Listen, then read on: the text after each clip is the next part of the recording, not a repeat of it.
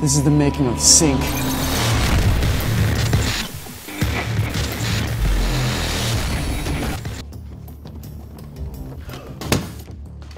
Stunts.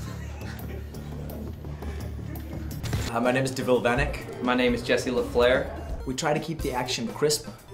We're definitely fans of proper technique and execution so that you don't cheat things with shaky cameras and things that don't really showcase what's happening. So we like to get things locked down and then hand it over and the guys behind the cameras just make the magic happen.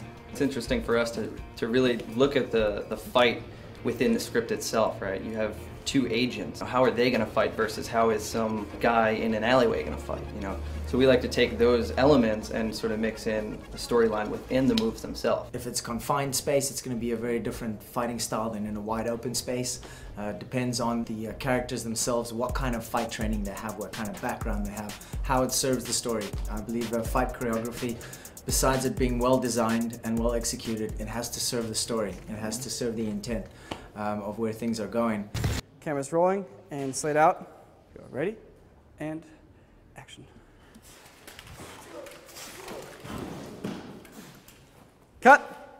Really good elbow right there, really good elbow. Instead of going back, see if you can make yourself go up. And it's not so much about the fall, but just leave that there so you can just kind of relax. Yeah, I'm going back. Great. Here we go, ready, and action.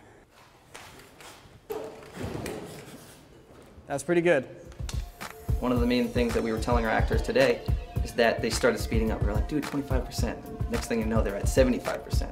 So when they get to film, naturally they're gonna go even faster. Now they're at 125%, things are getting unsafe.